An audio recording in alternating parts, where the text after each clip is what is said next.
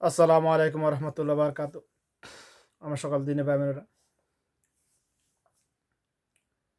পৃথিবীতে মানুষ আদম সন্তান দ্বারা যত অপরাধ গঠিত হয়, চুরি, ডাকাতি, হত্যা, দর্শন, সুদ, ঘুষ, দুর্নীতি, সাদাবাজি, সিন্ডিকেট, যত অপরাধ গঠিত হয়,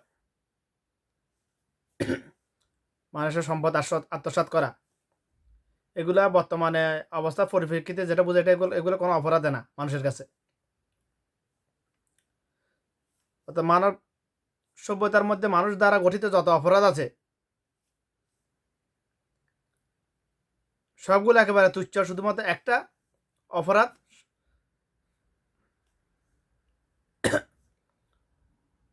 সেটা জঘন্যতম মনে হইতেছে মানুষের কাছে, মানুষের কর্মের দ্বারা প্রকাশই করতেছে। বেশি লম্বা সময় দূরে কথা বলবো আমি। বিগত 2 বছর ধরে, বিগত 2 বছর 1.5 বছর ধরে বাংলাদেশে যে যা ঘটেছে, ঘটে গেছে, এখনো ঘটতেছে, এটার উপরে অ্যানালাইসিস যেটা বুঝতে পারলাম, মানুষের কাছে অপরাধ শুধু একটা দেখা যাচ্ছে, হক কথা বলা, মানুষের ন্যায্য অধিকার প্রতিষ্ঠা কথা বলা, অন্যায়ের প্রতিবাদ করা, এটা হলো মানুষের কাছে সবচেয়ে বড় অপরাধ। বিগত 1.5 বছরের মধ্যে, আমি 10 বছরের কথা বললাম না, বিগত 1.5 বছরের মধ্যে যত চুরি, ডাকাতি, হত্যা, দর্শন হয়েছে, কোনো একটা অপরাধের বিচার গঠিত হয় নাই আল্লাহ পাকের বিধান অনুযায়ী। কিন্তু প্রকাশ্যে দিবালোকে কতগুলো হত্যা গঠিত হয়েছে, হত্যাকাণ্ড গঠিত হয়েছে বাংলাদেশে। কারণ কি? শুধুমাত্র ন্যায় কথা বলা, অন্যায়ের প্রতিবাদ করা, মানুষের ন্যায্য অধিকার প্রতিষ্ঠা করার কথা বলার কারণে। ওদেরকে সাপোর্ট করতেছে কে? এই হত্যাকারীদের, এই অপদার্থ উপদেষ্টাগুলা। কিভাবে সাপোর্ট করতেছে? যদি একটা হত্যাকাণ্ডে যদি বিচার হইতো, সর্বপ্রথম বিগত 1.5 বছর 2026-এ একটা সর্বপ্রথম যে হত্যাকাণ্ড গঠিত হয়েছে, মনে করেন যে দর্শন গঠিত হয়েছে, যদি একটা হত্যাকাণ্ডের বিচার করা হইতো আল্লাহ পাকের বিধান অনুযায়ী, কেসাস, যদি একটা দর্শনের বিচার করা হইতো, যদি একটা চিন্তাকারী বিচার করা হইতো, যদি একটা গরু চোরের বিচার করা হইতো, আমাদের এলাকা থেকে 1 কোটি টাকার উপরে গরু চুরি হয়েছে গত 1.5 বছরের মধ্যে, ফেনী জেলা, ছাগলনাইয়া উপজেলা, 10 নং গোপালী ইউনিয়ন থেকে। এবার পুরা বাংলাদেশের কথা বাদ দেন, চিন্তা করে কল্পনা কুলাতে পারবেন আপনারা।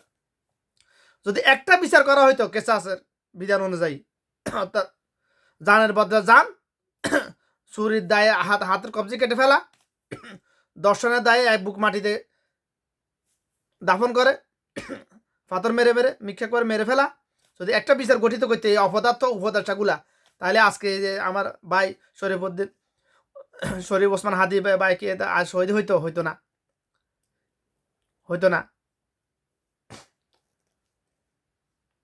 আওয়ামী লীগের আমলে বুয়েটের ছাত্র ভাই আবরার ফাহাদ বা পুরা বাঙালি গোষ্ঠীর ন্যায্য অধিকার প্রতিষ্ঠা করার অধিকারের কথা বলেছে। শুধুমাত্র ভারত বাংলাদেশ সীমান্ত থেকে অতর্কিতভাবে অন্যায়ভাবে পানি নিয়ে যাইতেছে, এটা নিয়ে কথা বলছে, প্রতিবাদ করেছে, স্টেশন দিয়েছে, শুধুমাত্র এর যে ধরে তাকে হত্যা করে ফেলেছে, ওটা অতীত হয়ে বাদ। কিন্তু বর্তমানে কি হইতেছে? শুধু আওয়ামী লীগ খারাপ, আওয়ামী লীগ খারাপ। এখন কি হয়েছে? বর্তমান গত 1.5 বছরে কোন একটা বিচার কার্যের বিচারের অপরাধের বিচার কি সুষ্ঠুভাবে করা হয়েছে? করা হয় নাই। কোরআন হাদিসের বিধান অনুযায়ী করা হয় নাই। ভাই মেজর সিনহা হত্যাকারী ওজিফ ফদিব, ওর কি ফাঁসি হয়েছে? হয় নাই।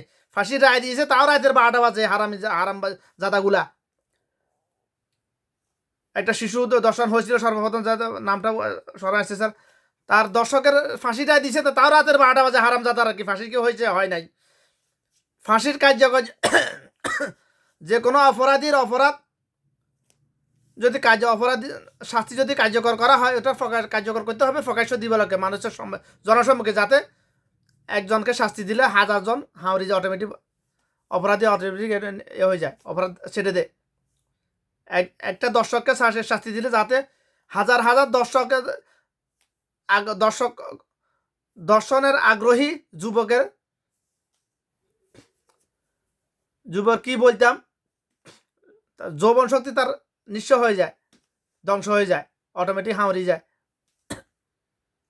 যদি একটা হত্যাকারী যদি বিচার হইতো, তাহলে হাজার হত্যাকারী হত্যা করার স্বপ্ন দেখতো না আর। আজকে এই যে ভাই ভাই শরীফ ওসমান হাদি ভাই যে হত্যা গঠিত কাণ্ড গঠিত হয়েছে, এটার জন্য কে দায়ী? এই অপদার্থ উপদেষ্টাগুলো দায়ী। এই অপদার্থ উপদেষ্টাগুলো দায়ী। আফসোসের বিষয়, এই অপদার্থদেরকে নিয়ে কে কথা বলতেছে না, ওদেরকে নিয়ে ওদেরকে কেউ জুতা মারতেছে না। ওরা কি রাস্তাঘাটে বের হইতেছে না, জনসম্মুখে বের হইতেছে না? ওদেরকে জুতা মারা উচিত না সবার আগে? ওদেরকে এই হত্যার দায়ভার অর্ধেক ওদের, এই হত্যাকাণ্ডের দায়ভার অর্ধেক ওদের। ওরা জড়িত এখানে। ওরা কেন জড়িত? ওরা ন্যায় বিচার করতেছে না, সুষ্ঠু বিচার করতেছে না। ওরা কোনো অপরাধীর সুষ্ঠু বিচার করে না আজ পর্যন্ত, গত 1.5 বছরের মধ্যে। স্বাধীনের পরে যত সরকার আসছে গেছে তাদের কথা বাদ দিন, ওরা হয় নাই, এটা অতীত হয়ে গেছে। বর্তমানের কথা বলতেছি আমি। আজকে বাংলাদেশের সবচেয়ে বড় অপরাধ হলো শুধুমাত্র হক কথা বলা, ন্যায় কথা বলা, ন্যায় মানুষের ন্যায্য অধিকার প্রতিষ্ঠা করার কথা বলা। আমি তো এখন বলতেছি না কথা বেশি। আমি যেভাবে কথা বলতাম আওয়ামী লীগের আমল থেকে, ওইভাবে কথা বললে এখন আমি তো দেশে নাই, দেশের বাইরে, এই জন্য আমাকে কেউ হাতের নাগালে বাইরে, আমি এই জন্য আমাকে কেউ কিছু করতে পারে না, কেউ বলতে পারতেছে না। যদি আমি দেশে থাকি এই কথাগুলো বলতাম, আমাকে কি করতে আল্লাহি আলেম। তার জন্য কি আমি কি কথা বলা ছেড়ে দিব? ইমান এমন না আমার। পৃথিবীতে এমন কোনো সম্পদ নাই ইমান কিনার আমার ইমান বিক্রি, দুনিয়া লোভে ইমান বিক্রি লোভ দেখি ইমান কিনবে, এরকম কোনো সম্পদ পৃথিবীতে নাই। দেন আল্লাহ পাক ইনশাল্লাহ। তো বাংলাদেশে যত অপরাধ ঘটিত হয়, যে সরকার আমলে হোক না কেন, ওই সরকার জড়িত অর্ধেক। বাংলাদেশে যত হত্যা, চুরি ডাকাতি, হত্যা, দর্শন, সিন্ডিকেট, সরকার প্রত্যক্ষভাবে জড়িত এগুলাতে। কারণ সরকার এই অপরাধীগুলোকে ফুসতেছে, ছাড় দিয়ে দিয়ে ফুসতেছে। অ্যারেস্ট করে, সামনে দিয়ে অ্যারেস্ট করে, পিছন দিয়ে ছেড়ে দেয়। আল্লাহ পাকের বিধান তো আল্লাহ পাক এনে দেয় নাই, এমনি দেয় নাই। যে অবিবাহিত কেউ জানা করলে তাকে বেত্রাঘাত করে 100টা, আর বিবাহিত কেউ জানা করলে তাকে অর্ধেক বুক পর্যন্ত মাটিতে ফুতে ফেলে পাথর মেরে মেরে মেরে দুনিয়া থেকে বিদায় করে দাও, তার দুনিয়া থেকে হারাম হয়ে গেছে। আল্লাহ রাসূল সাল্লাল্লাহু আলাইহি ওয়াসাল্লামকে কেউ গালি দিলে তাকে নিয়ে কুটিতে গেলে তার দুনিয়া থেকে হারাম হয়ে গেছে। আল্লাহ পাকের বিধানগুলো তো এমনি না। চুরি করলে যদি স্বভাবগত কারণে চুরি করে, তার হাতের কবজি কেটে ফেলাও প্রথমবার, দ্বিতীয়বার এ পর্যন্ত কেটে ফেলাও, তৃতীয়বার এ পর্যন্ত কেটে ফেলাও।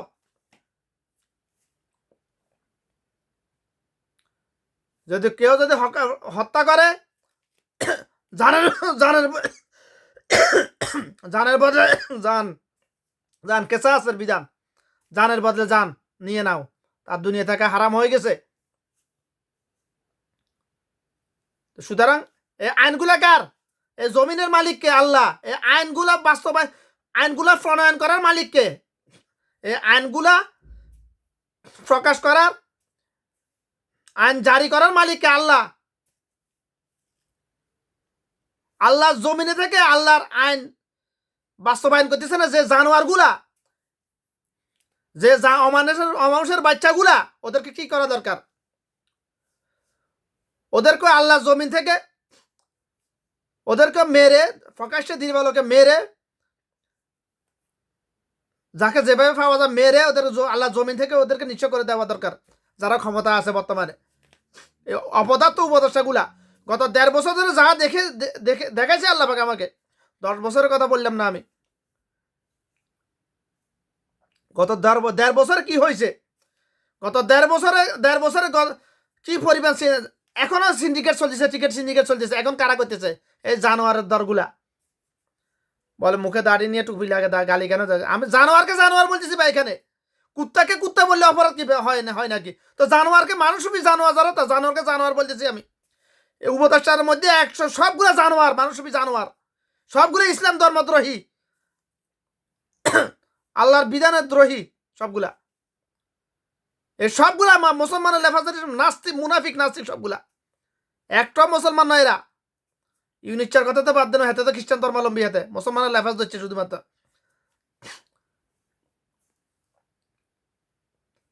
গত 1.5 বছর যতগুলো অপরাধ গঠিত হয়েছে বাংলাদেশে, একটা অপরাধীর বিচার হয় নাই, হয় নাই। আওয়ামী লীগ খেলা 16 বছর ধরে। আমি নিজে ইচ্ছা তরফে বলছি, আমি খারাপ বলছি খালি। এখন তো আওয়ামী লীগ নাই, এখন কে করতেছে এগুলা? এত অপদার্থ উপদেষ্টাগুলো দায়িত্ব কি? ওদেরকে আল্লাহ পাক ওদেরকে ক্ষমতা যেভাবে ওরা উপদেষ্টা যেভাবে হোক না কেন, ওদেরকে আল্লাহ তো উপদেষ্টা বানাইছে। যেভাবে হোক, সাইল যেভাবে হোক, আমেরিকা সাইল হোক, যেভাবে হোক, আল্লাহ পাক তো ওদেরকে ক্ষমতা বসাইছে, ক্ষমতা দিছে। ক্ষমতা দেওয়ার মালিককে আল্লাহ, ক্ষমতা লাত্তি মারি কুর্সি থেকে ফালাইয়া নেওয়ার মালিককে আল্লাহ। এই অপদার্থ জানোয়ারগুলোকে আল্লাহ পাক লাঞ্ছিত করবে না? অবশ্যই করবে ইনশাআল্লাহ। এই যতগুলো উপদেষ্টা, অপদার্থ উপদেষ্টা আছে, এক সবগুলো লাঞ্ছিত হবে দুনিয়া থেকে। লাঞ্ছিত হওয়ার আগে দুনিয়া থেকে বিদায় হবে না ইনশাআল্লাহ। এগুলা কতগুলো হত্যাকাণ্ড গঠিত হয়েছে গত 1.5 বছরে। এটা এভারেজ হিসাব করলে, গড় হিসাব করলে, মাসিক গড় হিসাব করলে আওয়ামী লীগের 16 বছরে হয় নাই, আওয়ামী লীগের আমলে হয় নাই, এর আগে বিএনপির আমলে হয় নাই, এর আগে আওয়ামী লীগের আমলে হয়। গত 1.5 বছরে যতগুলো হত্যা, দর্শন, চুরি, ডাকাতি তো অনবরত হইতেছে বাংলাদেশে। একটা ইউনিয়ন থেকে যদি কোটি টাকার উপরে গরু চুরি হয়, তাহলে পুরো বাংলাদেশে কত হাজার হাজার কোটি টাকার গরু চুরি হয়েছে গত 1.5 বছরে। এই অপদার্থ এই জানোয়ারগুলোকে কি করা দরকার? উপদেষ্টা নামক এই উপদেষ্টা নামক অপদার্থ জানোয়ারগুলোকে কি দরকার? সাধারণ মানুষ, বাংলাদেশের মানুষ আবেগী হুজুগি, তাদের কোনো হোশ নাই। বাস কেউ কলা একটা দিলে তার গান গায়, কেউ চাল 2 কেজি দিলে তার গান গায়, বাস ইমান বিক্রি হয়ে যায় সাথে সাথে। কেউ চা একটা খাওয়ালে ইমান বিক্রি হয়ে যাইতেছে, টাকা 500-1000 দিলে ইমান বিক্রি হয়ে যাইতেছে। আফসোস।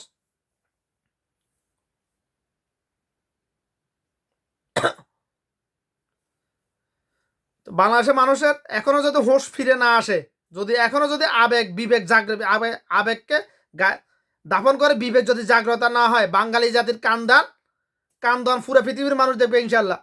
এই কথাটা আমি দুনিয়াতে না থাকিয়ে না থাকে, এটা চিরসত্য কথা হবে। বাঙালি জাতি যদি ইমান বিক্রি করা বন্ধ না করে, আগামী নির্বাচনে যদি বিবেক খরচ না করে, বিবেক ইস্তেমাল না করে, তো বাঙালি জাতির কান্দন পুরো বিশ্ববাসী দেখবে, পুরো বিশ্ববাসী দেখবে ইনশাল্লাহ। সময় বেশি দূরে নাই। এটার জন্য সাধারণ পাবলিক দায়ী।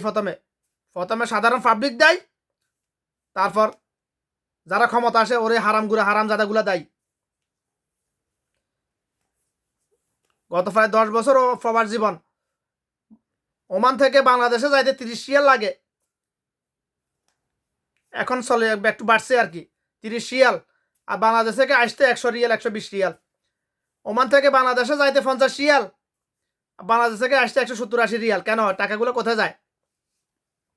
কে খাইতেছে বাংলাদেশ এই টাকাগুলা?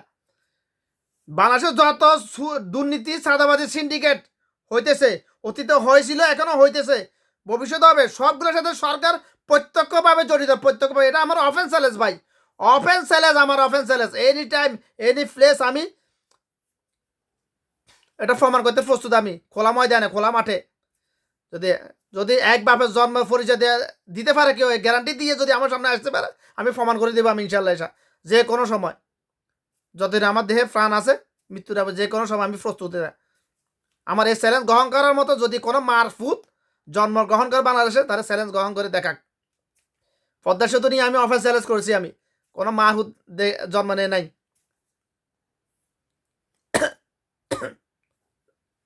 খুঁজে পাওয়া যায় নাই।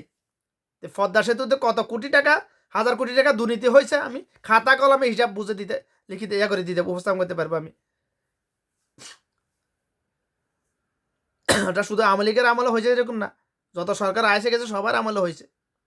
এখনো যদি বাঙালি যদি 500-1000 টাকার জন্য চা খাওয়ার জন্য ইমান বিক্রি করা বন্ধ না করে,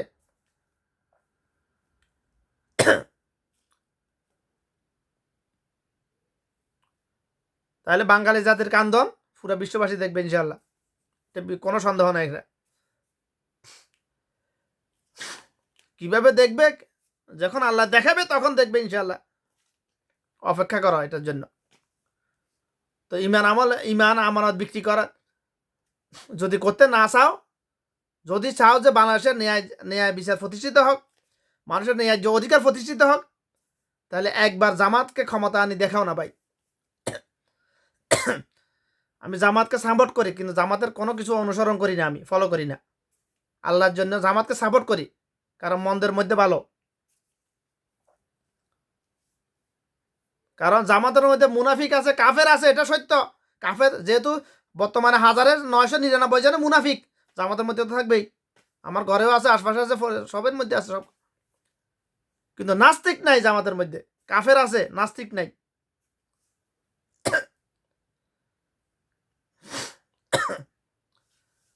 তো সকলের কাছে আমার আবেদন, ফান্তা ভাত, গরম ভাত সব খাই দেখছো, আলু পেঁয়াজ রসুন সব খাই দেখছো, এবার কমলা লেবু খেয়ে দেখো না।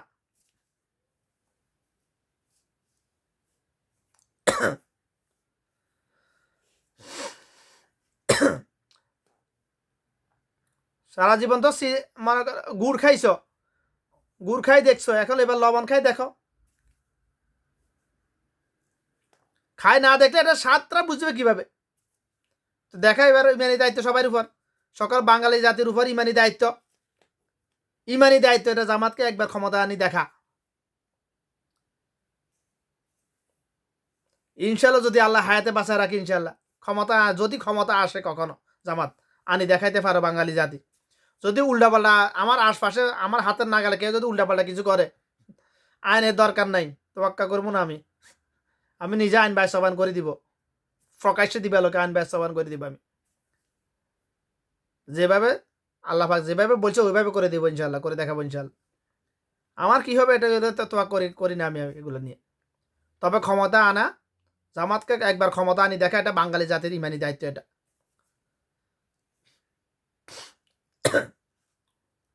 তো কথা আর লম্বা করলাম না, কথা বলার প্রসঙ্গ ছিল আমার, উদ্দেশ্য আমার আসলে এটা না, জামাতকে প্রমোট করা আমার উদ্দেশ্য ছিল না। আমার আমার আমার সারা জীবন আমার যখন থেকে বুঝেছি তখন থেকে আমার সবসময় কথা বলার উদ্দেশ্য একটাই, মানুষের অধিকার প্রতিষ্ঠা করা। জগজাজারি একে অপরের সাথে জগজাজারি না হওয়া, গিবত সবল করে এগুলো না না করা। মানুষ যাতে কোনো এক আদন সন্তান অন্য আদন সন্তান কোনো প্রকার হক নষ্ট না করে, আমার সবসময় উদ্দেশ্য এগুলাই, কথা বলার উদ্দেশ্য এগুলাই। নিজের ব্যক্তিগত কোনো স্বার্থ নাই এগুলা এখানে আমার। তো যাই হোক, আল্লাহ পাক সবাইকে কথাগুলো বোঝার তৌফিক দান করেন ইনশাআল্লাহ। আমার তৌফিক ইল্লা বিল্লাহ। আউযু বিল্লাহি মিনাশ শাইতানির রাজিম।